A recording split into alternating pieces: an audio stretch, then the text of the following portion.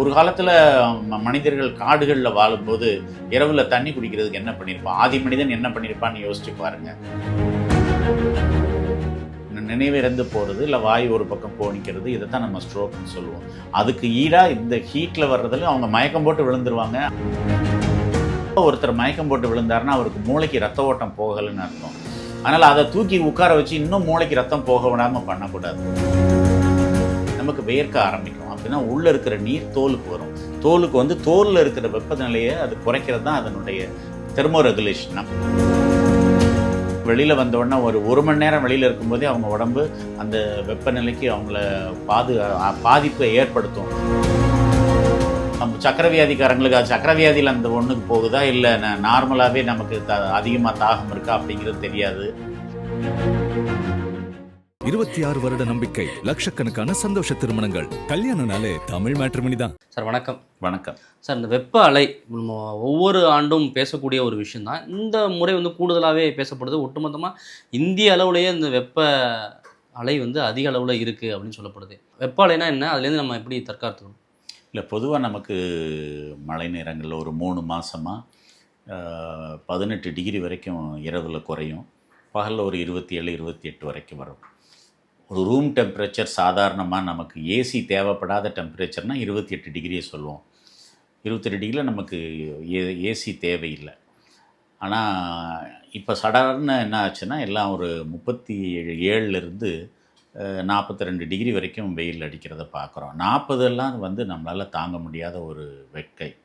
அதில் நமக்கு நகரங்களில் அது அலையாகவே மாறி வீசுறதை தான் வெப்ப அலைன்னு சொல்கிறோம். என்ன அதிக அளவு வெப்பம்னு ஒன்று சொல்லுவோம், நம்ம எல்லாருக்குமே புரியுது. வெப்ப அலை அப்படின்ற ஒரு ஸ்டேட் அந்த நேரத்தில் நீங்கள் வெளியில் வந்தால் நீங்கள் உணர்றது தான். அது ஒன்றும் தனியாக காற்றுல வர்ற அலை. அது அந்த ஹீட் எப்படி காட்டில் ரேடியேஷன் ஆகுது, அதை தான் வெப்ப அலைன்னு சொல்ல போகிறோம்.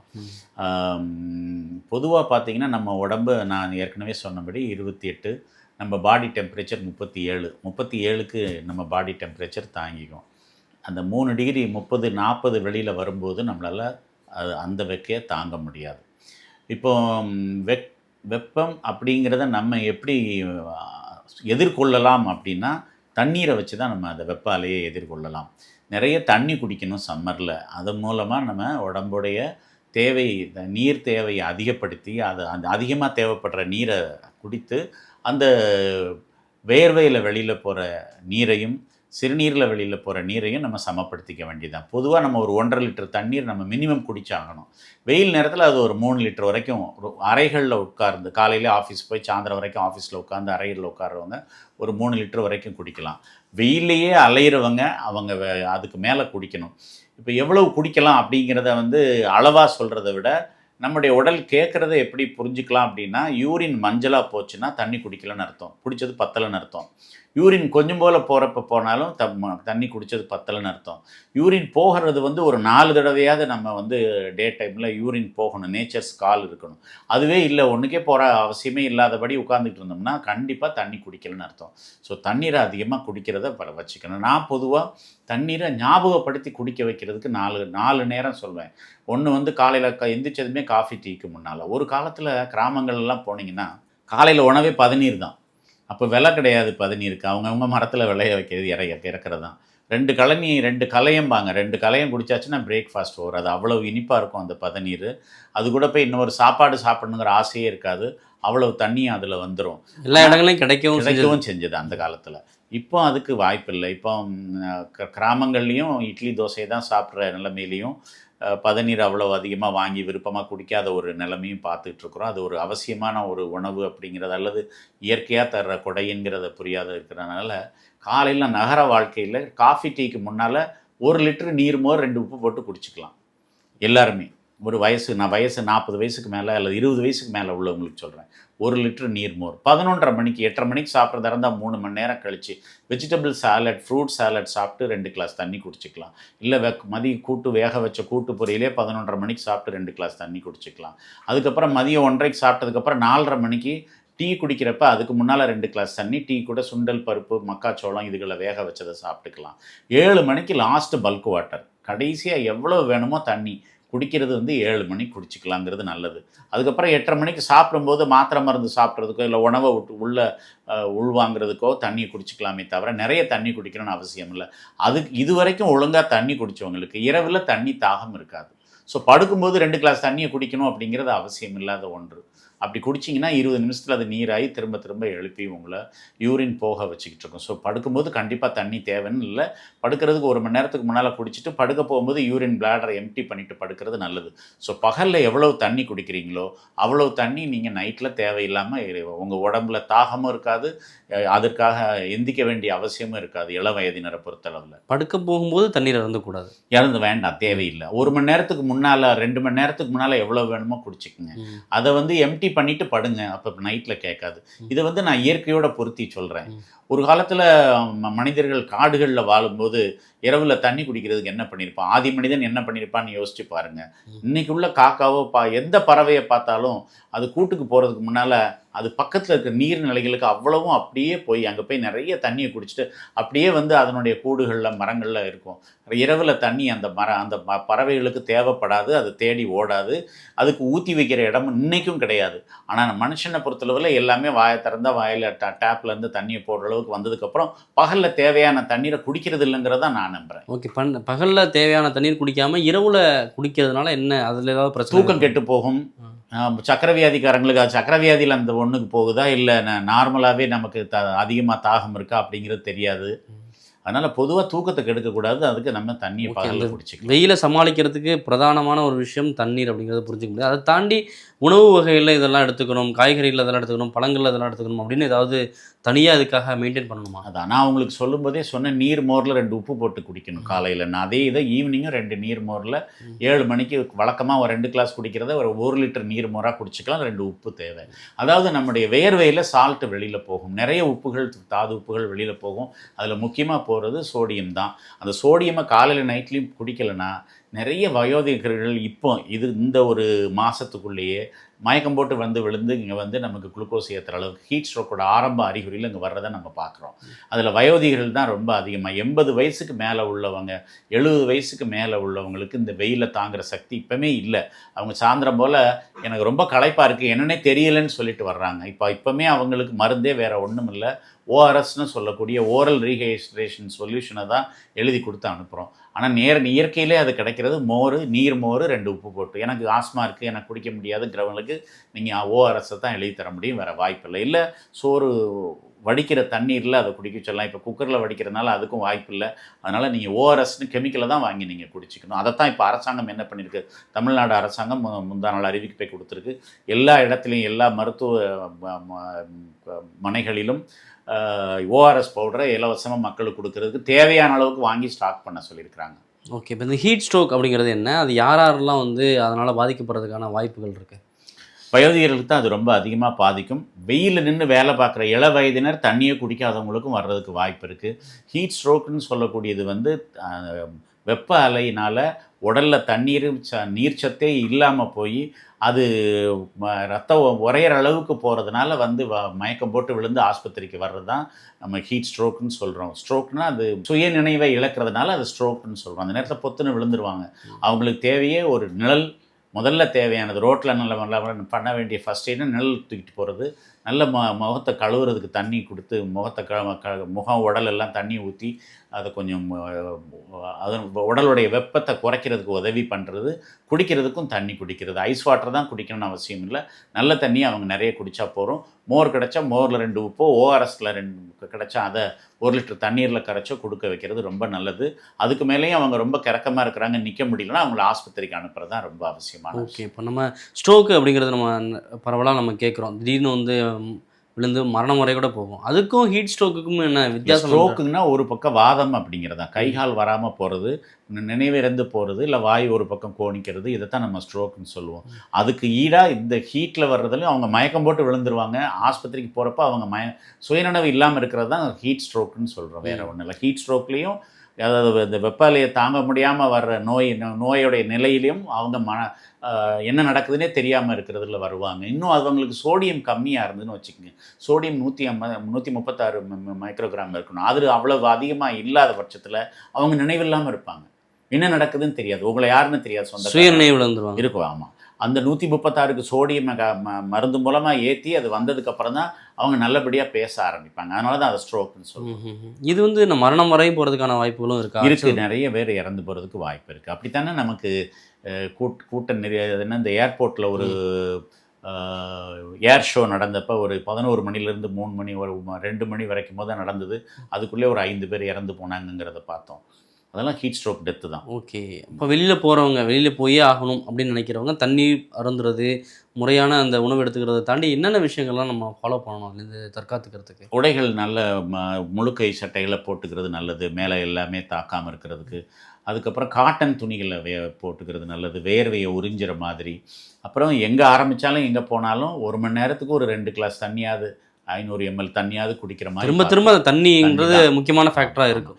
அது கூட இன்னும் பழங்கள், நீர் பழங்கள். இப்போ சென்னையில் அது ஒரு வரப்பிரசாதம். நமக்கு அது பேர் என்ன, வெள்ளரிக்காய் நிறைய கிடைக்கும், அது மாதிரி தர்பூஸ் நிறைய கிடைக்கும். இந்த மாதிரி நீர்க்காய்களை எங்கே கிடைச்சாலும் அதை வாங்கி சாப்பிட்டுக்கிறதும் நல்லது. அதில் பயாலஜிக்கல் வாட்டர் நிறைய இருக்கும். ஸோ அதுகளை சாப்பிட்றது நல்லது. ஓகே. இப்போ நம்ம வெப்ப அலை அப்படிங்கிறத பார்த்தோம். அதில் வந்து ஈரப்பத வெப்ப அலை அப்படின்ற ஒரு விஷயம் சொல்கிறாங்க. அது இன்னும் டேஞ்சராக இருக்குது. இதுக்கு வெப்ப அலைக்கு மக்கள் ஓரளவு பழகியிருக்காங்க, அதுலேருந்து எப்படி தற்காத்துக்கிறது அப்படின்றது அவங்களுக்கு தெரியும். ஆனால் ஈரப்பத வெப்ப அலை குறித்த ஒரு புரிதல் இல்லை அப்படின்னா, ஈரப்பத வெப்ப அலை அப்படின்னா என்ன, அதுலேருந்து எப்படி நம்ம தற்காத்துக்கணும்? இப்போ அதை பார்த்தீங்கன்னா கடற்கரை நகரங்களில் இதுக்கு வாய்ப்பு அதிகம், ரொம்ப அதிகம். காற்றுல ஹியூமிடிட்டி அதிகமாக இருக்கிறது தான் அதை சொல்லுவோம் நம்ம.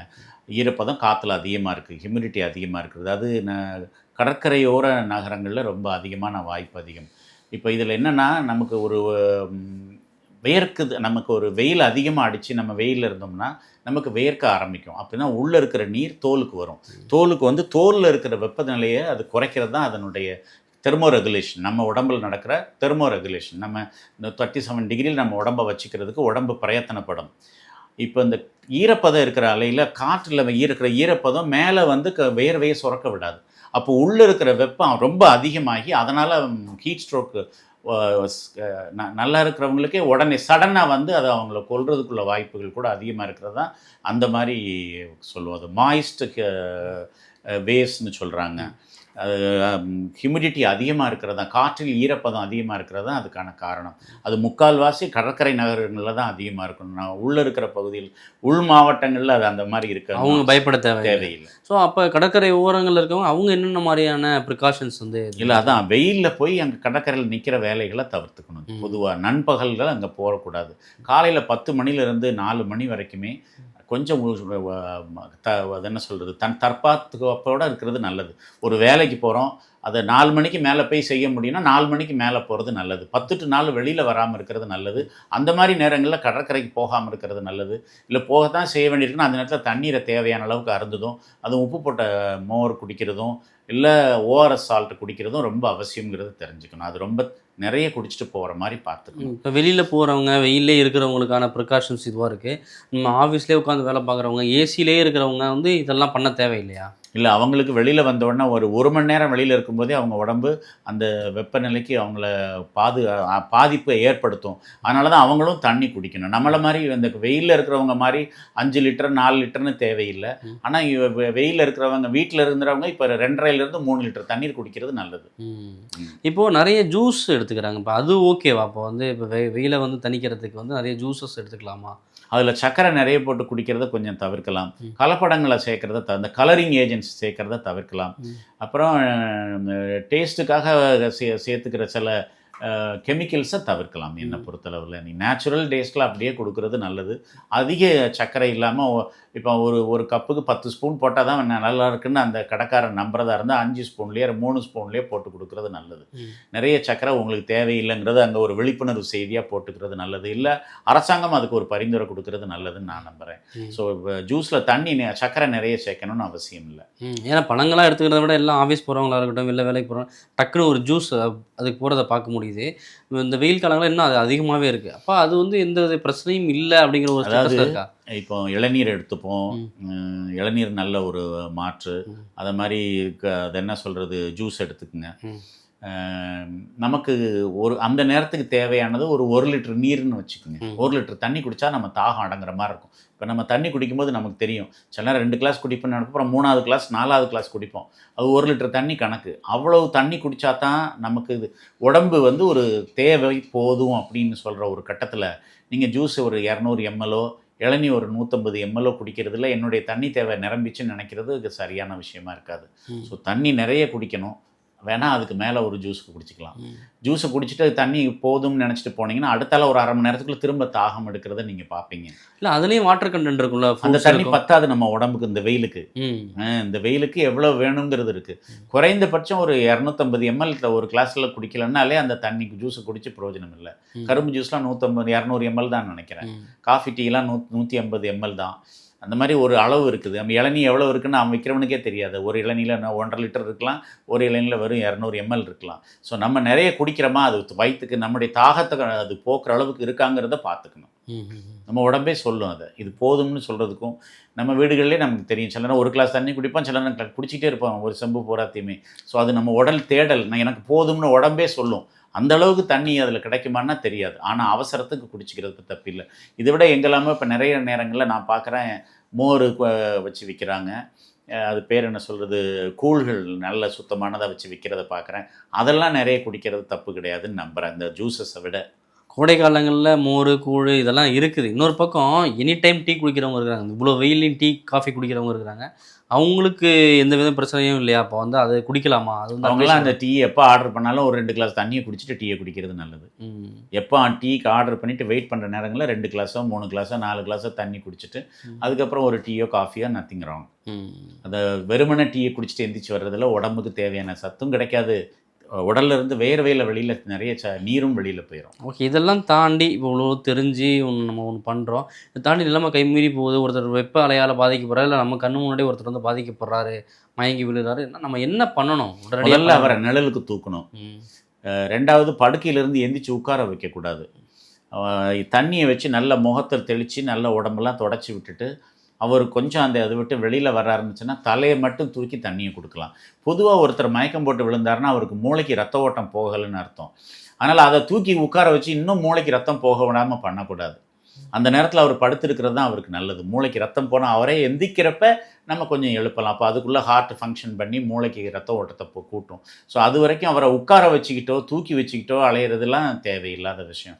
தலையை கீழே விழுற மாதிரி மயக்கம் போட்டு விழுறதே ஒரு ப்ரொடெக்டிவ் மெக்கானிசம். விழுந்தாருன்னா மூளைக்கு ரத்தம் போய் அவரே கூட 2 நிமிஷத்துலேயே 3 நிமிஷத்தில் எந்திரிச்சிருவார். நம்ம தூக்கி வச்சு இன்னும் மூளைக்கு ரத்தம் போக விடாமல் பண்ணக்கூடாது. ஸோ நிழலுக்கு தூக்கிட்டு போகணும். யார் காயம்பட்டிருந்தாலும் யார் அடிபட்டாலும் இந்த மாதிரி திடீர்னு மயக்கம் போட்டு விழுந்தால் நிழலில் இருக்கிறது நல்லது. அவருக்கு நீராகாரமாக எடுத்து தண்ணியை முகம்லாம் உடல்லாம் அடித்து உடலில் மேலே உள்ள வெப்பத்தை குறைக்கிறதுக்கு முதல்ல உதவி செய்யலாம். குடிக்கிறதுக்கும் தண்ணி கொடுக்கலாம். ஆனால் அது அவர் மயக்கம் தெளிகிறத பொறுத்து கொடுக்குறது நல்லது. முகத்தில் தண்ணி தெளிக்கிறது தப்பு கிடையாது. ஆனால் அது ஒரு அளவோடு நிப்பாட்டிக்கணும். ஒரு இடம் தெளிச்சோமா அப்புறம் வெயிட் பண்ணி பார்க்கலாம் அவர் எப்படி எந்திக்கிறாருன்ட்டு. முதல்ல அவருக்கு சுவாசம் இருக்குதா, அவருடைய இருதயம் துடிக்குதான்னு பார்க்க தெரியணும். இந்த 2 இருந்தாலே நம்ம அவசரப்பட்டு எதுவுமே பண்ண வேண்டாம். அவரே வந்துடுவார். சுவாசமும் இல்லை, இருதயம் அசைவும் இல்லை, இருதயம் துடிக்கிற மாதிரியும் தெரியல, கையை வச்சு பார்த்தாலே தெரியுதுன்னா அப்புறம் அவருக்கு சிபிஆர் கொடுக்குறது தான் நம்ம செய்ய வேண்டிய அடுத்த. ஓகே சார், நிறைய தகவலை பகிர்ந்தீங்க. நன்றி சார். வாய்ப்புக்கு நன்றி. 26 வருட நம்பிக்கை, லட்சக்கணக்கான சந்தோஷ திருமணங்கள். கல்யாணம்னாலே தமிழ் மேட்ரிமோனி தான்.